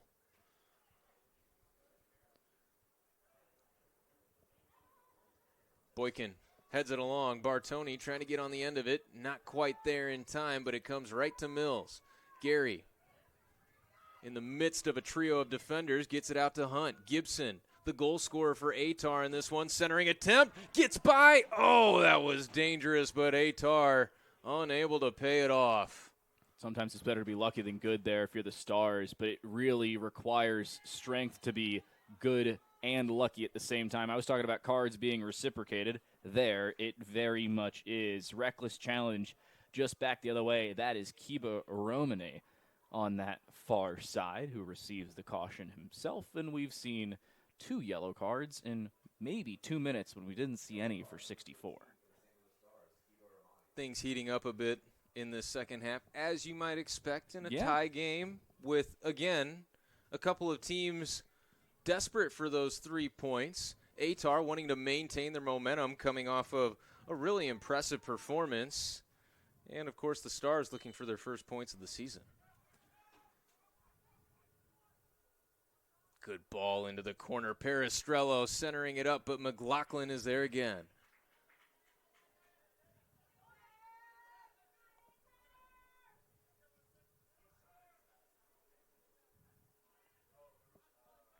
He'll fling it to the far side. Hodgson denies it. Kept in by the Stars. A nudge out gives the Stars throw. Mentor making a run from his defensive position. Mills has him as an option ahead, but he split the difference right between his 2 options, Bartoni and Mentor. Speaking of important games here, this is not the only game going on in the Gateway South Conference thus far. AFC Columbia has completed against Boss St. Louis. However, we do not have an updated score because I believe it was a home game for Boffs, and I have no source as to where they may or may not stream games. I did find the AFC Columbia YouTube channel, so shout out them for having those. However, do not have a score. That will probably be posted tomorrow or Tuesday. Or Monday, tomorrow or Monday. All tied up at 1. Boykin trying to run underneath one. Nice defensive play there by the Stars. Quality of play at all 3 levels has improved in this second half for the St. Louis Stars. And as I say that, a giveaway never fails. The broadcaster's jinx. Noganga shot and a monstrous save by McLaughlin. Quick dispatch as well for McLaughlin as he holds on to it. Not only does he save it, he keeps control of the ball. Rebounds are a keeper's nightmare, and he's able to make sure he keeps that away from any possible on-rushing attacker. Unfortunate loss of possession. Ball out of bounds there around the midfield. And it looks like we will have substitutes come on. This is a good time to talk about STLDA and Club Atletico St. Louis. Those 2 teams played last night. 1-0 Club Atletico. That's how we got to this current point in the standings. I talked about the standings a little bit earlier. Club Atletico, 6 points. STLDA, 6 points. But STLDA's played 2 or 3 more games than other squads in the conference. Atletico, that's only their 2nd game thus far this season, and they've got 6 points. They're 2-0. They look like a big contender. They are. STLDA, 2-2 thus far. Ehtar's 1-1. Boffs are 1-1. Plus maybe the game they played against AFC Columbia, who is 1-2, pending their result against Boffs. The Stars, the only team without a win thus far, and they've only played 1 game. This is their 2nd. They really need these 3 points, if not at least a point to write home about. I want to go back to that save by McLaughlin real quick. Quickly, we noted the spring in that step and the athleticism. Boy, McLaughlin really putting it on display on that last play. Mosley denies that centering attempt. Blocked in front. Still with the Stars. Noganga with the challenge. Got knocked off the ball. Oh, what a great play. Peristrello, hip check. Surprised that, too, is not a card. It may very well be after a brief thought process from our referee. He's told the, we'll say, slightly aggressive Jackson Reege that he's had a couple of infractions thus far, and any further infractions from him would, too, be a yellow card. That was the no more hand signal that you saw. And, I mean, I'll go back to this one more time. I told you Buffs are playing AFC Columbia, or already did. That's Columbia's 4th game, Buffs' 3rd game. If either team wins that game, they now have a share of first place. If Ehtar wins this game, they have a share of first place. A lot on the line. There are a lot of 3-point swings in this Gateway South Conference, or Gateway Conference South Division.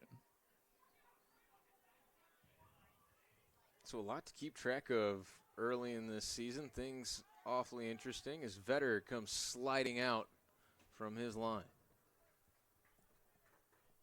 I do love the green that Vetter has running. Is there a yellow? Is that the second color? It is. That's amazing. I meant to bring this up for anyone unfamiliar. Ehtar is in ode to Southern Illinois being known as Little Egypt because of the agriculture. Of course, you have the Nile in Egypt. You got the Mississippi River and all its tributaries. And here is Gary Mills with a big chance. However, defenders closing quickly. Shot is saved right at McLaughlin. And McLaughlin had to make that save earlier. It was on frame. Another tough one that he denies a rebound chance. And notably, Boykin was ready for a rebound if it squirted out. He was in an onside position when the ball was played in. You can still be offsides on a shot that a goalkeeper saves. It's not considered an intentional play on the ball. So, if you're in an offside position when the shot's taken, you're offsides if you play the ball on a rebound. That also applies to the crossbar or either post.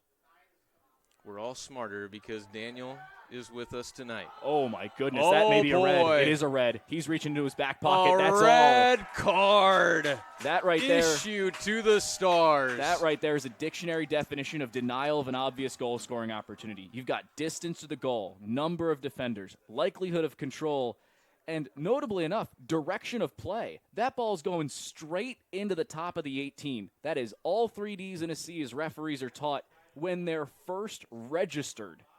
And, I mean, we've seen a pretty good referee job thus far today. That one is a very easy, straight red card to the center back of the Stars. And the only saving grace, if you can consider it one, it's because still 1-1. It's such a great location here, is that it happened just a couple of yards outside the box as well. That is Brendan Owens, the center back of the Stars, who is sent off here in the 74th minute of play. And, I mean, it is Circle this moment. It is you need that foul, or it's, I'd say 70, 75% of the time a goal. It really depends on what that first touch would have been. And so you'd have to say worth it in that case. And now, if he actually gets that inside the area, it would have been a yellow because he was making a play on the ball. Right. Any play on the ball inside the area becomes a downgraded foul. Reds become yellows. Yellows become just common fouls. And then is that because the penalty is being awarded? Exactly. It is the essence of double jeopardy. Like it. However, this was at like the 14-yard line. He still had 6 yards to go. You know, it seems more logical than basketball you referenced earlier. Noganga right into the wall.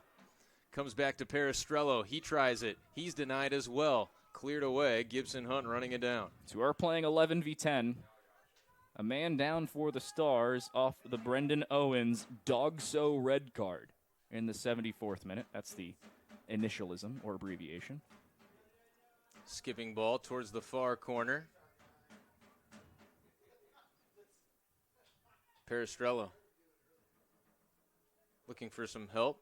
He'll play it back, and I would imagine that we'll see a little bit more of this from Ehtar, content to not force the issue with the Stars now sinking back. Make sure you own the possession. Don't be afraid to switch the field deliberately and make them work. So earlier on, we were seeing the Stars play a 4-4-2. It's 4 defenders, 4 midfielders, and 2 at the top. Now, because they're missing a center back, they're actually playing a 4-3-2. They've sent a midfielder back to the back line. They're relinquishing a player in that midfield, which means this pressure that we're seeing from Ehtar, look at the center backs. They're playing wing backs at the 35, maybe this left wing backs at the 20. They've got so much more space to work with. Defended nicely for the time being by the Stars. Aforementioned wing back, by the way. Exactly. And then my next follow-up to all of that great info that you just gave us, Daniel, what is the counter for Ehtar now? Number one, it is make sure you hold this control and allow your space to be built up. These balls in, yeah, they can turn into something, but they're not going to be reliable long term. We haven't really seen them turn into much earlier. That's not really going to change here. Even with that missing player in the midfield, you need to be able to build up through the center of the field with a missing midfielder. Get those shots on from around the top of the 18, rather than playing like I used to when I was 11 years old. Dribble down to the corner, cross the ball in, and hope somebody has a head on it. We'll see the intentionality that Ehtar goes after that play here moving forward now. There are going to be a lot more opportunities here for Ehtar, but it's really a matter of A, how they set up those opportunities, B, the type of opportunities they are, whether it's that swinger in from either side or it's trying to dribble and play through that midfield, and honestly, how they finish, or if they do, because we saw a lot of weaknesses from Ehtar really for 30 straight minutes there in that first half, not being able to finish really decent opportunities. That has to change here now that they're a man up. 11 on 10 as we've reached the 78th minute of this match now. And I'll tell you what, these home fans are going to erupt if Ehtar can find a way to come away with this go-ahead goal. But right now the Stars have shown some pretty good defense, a man down. Peristrello there, I think the victim of an inadvertent high cleat off of contact that we saw between both players on the ball. That A, never a foul, and B, he's not acting. That's definitely the contact that was made, but it's just something, it's a part of a game. It is a contact sport. There's going to be contact, usually a matter of the type of contact. But in that case, the referee stops play, makes sure he's okay, drops it to the team who had control, which in this case was Ehtar, and we all move on with our life. And I know soccer fans are likely familiar with this, but the highest rate of specifically head injuries comes from this sport, not American football, not basketball. This is a contact sport, like you said. So in most cases, actually, and at youth soccer especially, head injuries have become so much more of a prevalent thing. I could tell you right now, my first game this morning, I had a head injury in like the 78th minute, and it was an 80-minute game because it was like, I think it was U16. But it was one of those, hey, you stop play immediately, you make sure said player with a head injury is off the field and looked at by a trainer. The only person that's allowed to clear them is a trainer. In this case, it was for the specific competition I was working for. Here, it would be just the Ehtar trainer saying, hey, you're able to return. And I believe that's the case at mid-amateur play as well. Health and well-being of our players, paramount. Glad to see that being taken into account. Here's Gary Mills. That's good defense. Excellent. Not buying any of that bait. No, and he's just making sure he holds his own position, sticks a foot out when a ball's played in, and in that case, McLaughlin able to just have the in-swinger straight into his arms. This is an important juncture of the game here for the Stars. They really haven't given up too much over the last 3 or 4 minutes since that red card. They've played really good defense when required, and they've played stock standard defense. Sometimes the keep it simple, stupid is the important factor of your success, and down a man, that's going to be more of a case. That's just a unnecessary jump in. It's like what face guarding used to be in the NFL. He's jumping into a player without looking at the ball. It hits him, but he's shielding without control. Well, hey, they let it go in the NFC Championship for the Saints. Don't remind them. Yeah, we'll let that one go. For now, at least. Ehtar working it up the far sideline, and there's some of that patience that you called for, Daniel. Now a centering attempt. Headed away for the time being, comes right to the feet of Mills. Gary sneaks it through, but McLaughlin somehow got a sight line on that and lays out to make another high-level save. It's really good presence as well from Dominic Bartoni. Bartoni was making sure that he was still present and available in position while not being offsides and while shielding the keeper from the contact on the ball. It's basically like playing screener in a hockey game. You sit in front of the goalkeeper, make sure you're the nuisance guy. In that case, it doesn't work. McLaughlin, really good reaction time, still makes the save. Yeah, he is an explosive athlete in net there for the Stars. Couple of really good goalkeepers have really kept the Stars in this. Mills, a deflecting ball in, and McLaughlin snags that one as well. He's had a few challenging ones. That one does not fall to that same realm. Yeah, really wanted to drive home the point that you articulated there, Daniel, that was a much more difficult save than it looked like. Yeah. With it was Dominic Bartoni lurking. Yeah. Right in front. Gibson Hunt trying to feed one in, but that does not fool the Stars' defense. Headed into the midfield where Peristrella gets it to Yaya. No Genga. Trying to send one ahead. Once again, that back line standing tall for the Stars. Try to usher it ahead, and it will be played to Vetter back in the box.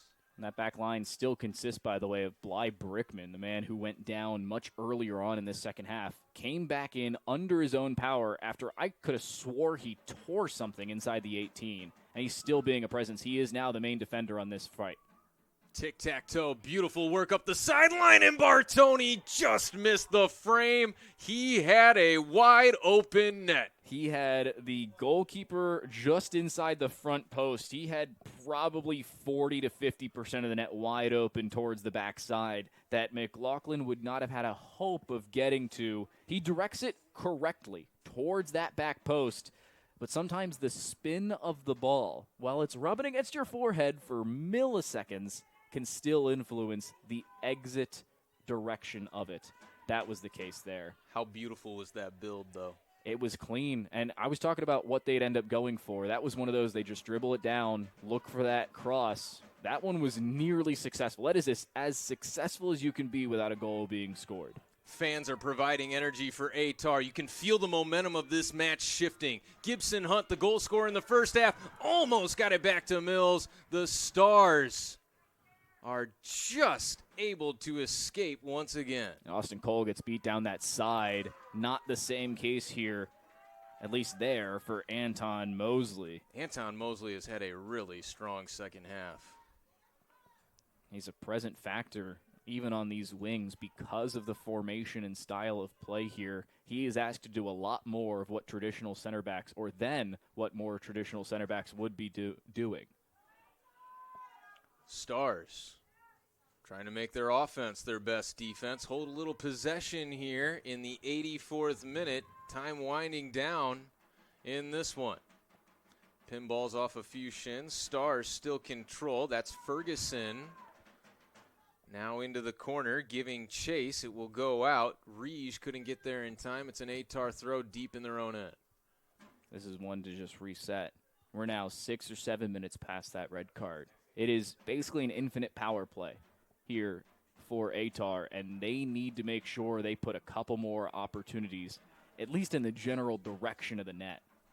And so how does that change your energy in pacing offensively? Because we've talked about not wanting to get ahead of yourself. You've got to be deliberate with some of the things that you need to do to attack this man-down situation. Almost a situation for that chance.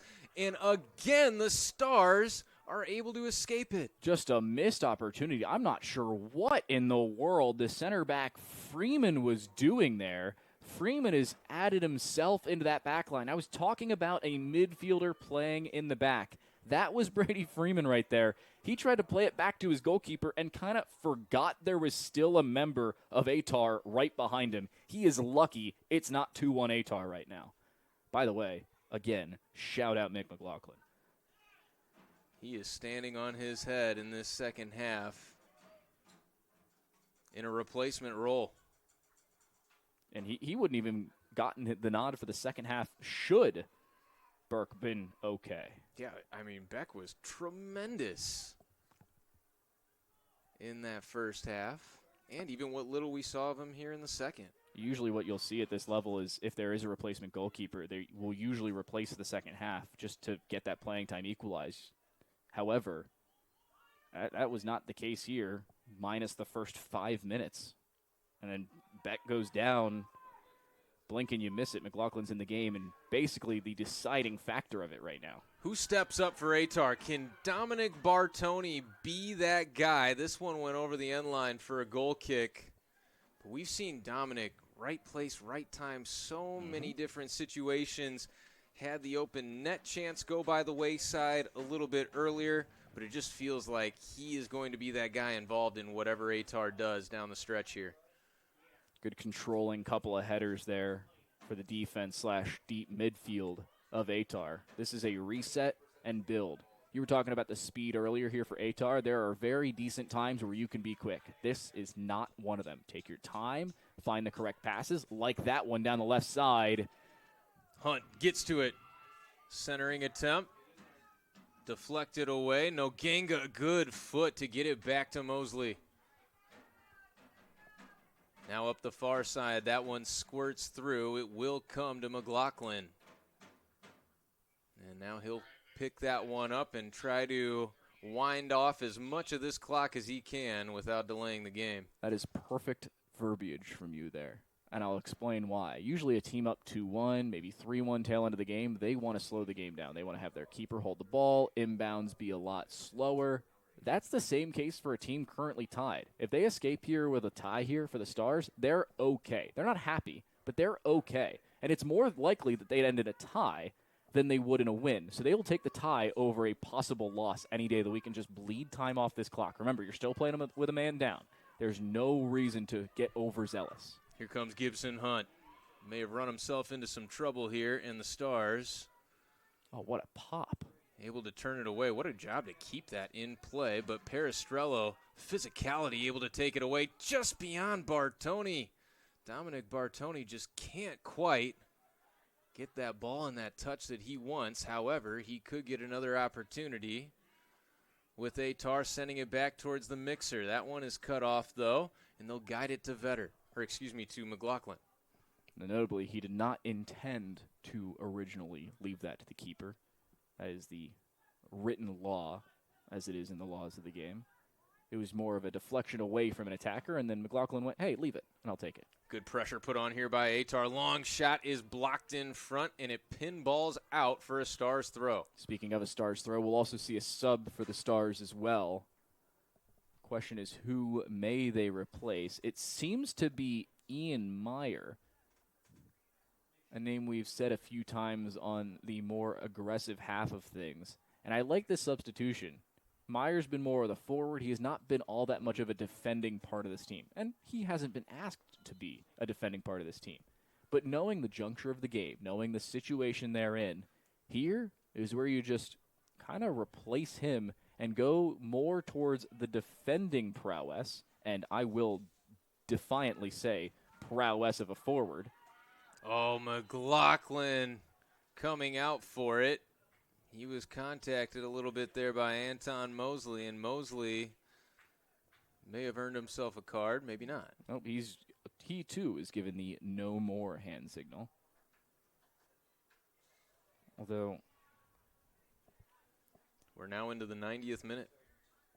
Yeah, this is the point where that stoppage time starts to become a factor. I didn't see a hand signal from our lead official, but if I was a betting man myself and or a referee, I'd probably add 4 or 5 minutes here, especially considering how much he added in the first half when I probably would have only added 2. I'd say we will be very lucky if we escape here within 95. You better watch yourself, Daniel. I'm pretty sure you're not allowed to be both of those things. But on this broadcast, you can be. Here comes Perestrello. Taken away by the Stars. He wanted to foul and just shut himself down. Yeah, it won't come. And that's been consistent throughout. Yeah, that has not been called. He's being pulled down. Welcome to Mid-Am adult soccer.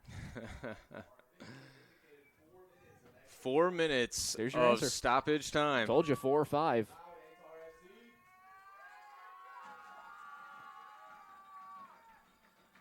Nice job to come back for that one and get it to Luca Bartoni. Big contact, but no call. And the Stars will just send it towards net where Vetter takes it off a hop. Oh, and he'll actually just play it out himself. He wants to create a lot more space here for Ehtar in the final few minutes. And that was an excellent distribution out to Mills. Mills sending a dangerous one in, headed to the keeper. What a defensive play by Schrader Ludwig. That individual play may very well have saved them the game, if not a couple other plays on top of it. But they're not done. They are not out of the woodwork just yet. Mills trying to usher it along, but no one on the end of that. But it's given right back to Peristrello. Another chance for Ehtar. Gibson Hunt had the goal at the end of the first half. Centers it up, but that one skips away and now cleared. There are 9 non-goalkeepers here for the Stars. 8 of them are within 20 vertical yards of each other. They are all playing heavy defense. Make it maybe 15 at this point. Mosley able to leave a defender in his dust. Trying to get to the left foot. A great slide tackle. Mills able to keep it in. Good hustle. Good head there by the Stars to keep it away from the scoring opportunity just in front of the box. Noganga over to Mentor. They switch it to the far side. That one looked a bit too heavy, able to keep it in. Oh, a chance. The shot is just over the bar. It skips under the American football crossbar. 92nd minute. Write that one down as yet another opportunity here that has very much fallen by the wayside. Strike on that. I think that was Zach Creek who took the shot on that far side, and it's just another opportunity inside the 18. I think he was inside the penalty mark, 2 yards above the end zone, and he still was not able to slot it home. Not an easy shot by any means off that volley, but still one you need to be able to make sure you hit through. Yeah, you can't really fault him. He put some great velocity on it, just unable to control it in the way that he wanted. And we'll see how much more time is left. This could be one last hurrah here for Ehtar. I've got 1.5 at least by my count. Okay, just maybe a correction, by the way. Maybe a couple more hurrahs. It was Gavin English, by the way, who took that shot. English looked great in the first half, trying to get it to him again. Can he get there? He cannot. Goal kick again, and you can see the very slow walk by the goalkeeper right behind the net. He is in no rush whatsoever. He jogs. That's pretty impressive.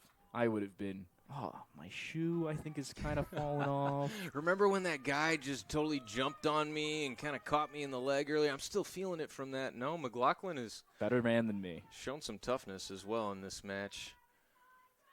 Mentor trying to build through the middle. Good ball for Peristrello. He distributes out wide to the far side. Ehtar looking for options. In swinger to this near side now, just inside the 18. Bartoni, as the whistle sounds, had it saved. Oh, and he's earned himself a yellow card as well. He was in an offside position when he came back for the ball. He's earned himself a yellow already for dissent. May get another. He needs to be very careful in a game they're already up a goal on, or up a man on. Let me correct myself. But, I mean, you were talking about one last hurrah. I'd say you maybe got 40 seconds once play restarts. And depending on how the referee feels about the dissent, he may think this is not stoppage time that I'm going to add to stoppage time. And Dominic Bartoni has just had a frustrating match. You can see that boil over here in these final seconds of play. A little aggressive there on the jump through. I'm a little surprised, actually, that wasn't called on Peristrello because he was planted himself in. This is really the last opportunity. And I think Ehtar needs to really understand that. We don't have a running clock above 90 minutes. They need to go. Peristrello goes to the far side. Can Ehtar make it happen here? Jermaine Mentor centers one up. It goes off the crossbar and deflects out for a goal kick. That may very well be it.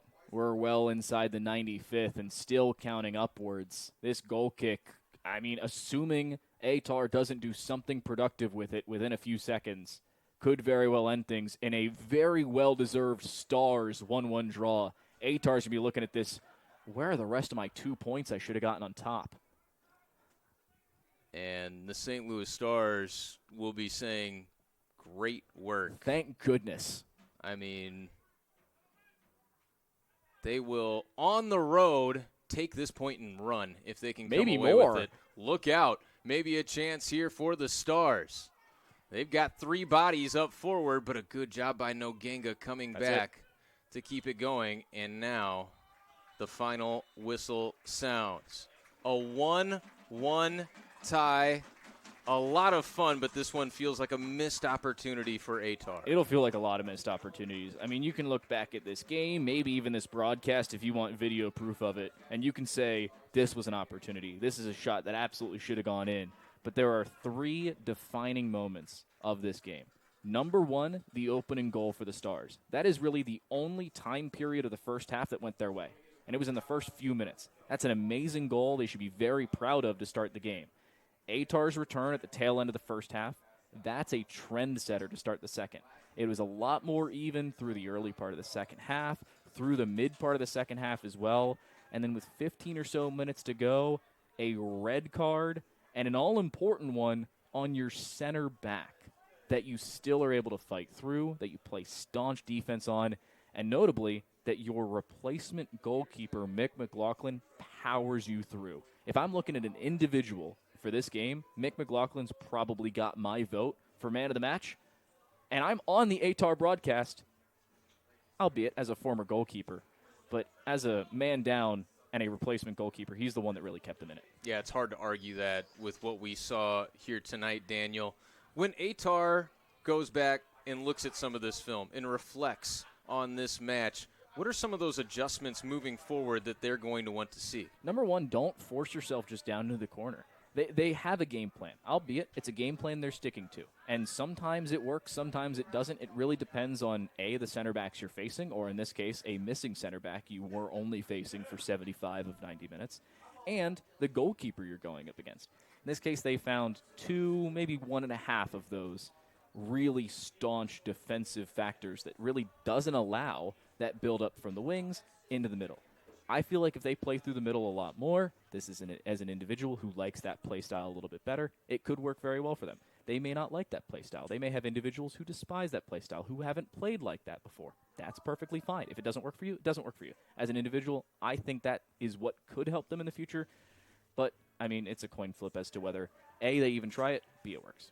Win, loss, or draw, if you have not been out to an Ehtar match, you have got to find some time to make your way to Belleville.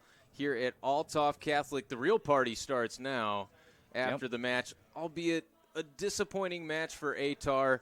The community is going to celebrate another really fun night here in Belleville, Illinois. Huge shout out to our crew. My goodness, Sam Murin killing it over there on the camera. My partner Daniel Rodier doing great work. It was fun to catch up with Trent Jones at halftime as well. I'm Colin Surrey saying so long for now. We'll leave you on the most important note of this broadcast. Patrick Hulling with us for this one. I know he was. We're always with him. Thinking about you, buddy. Ehtar ties 1-1 with the STL Stars. We'll be back in a couple of weeks right here at Althoff Catholic on prepcast.com.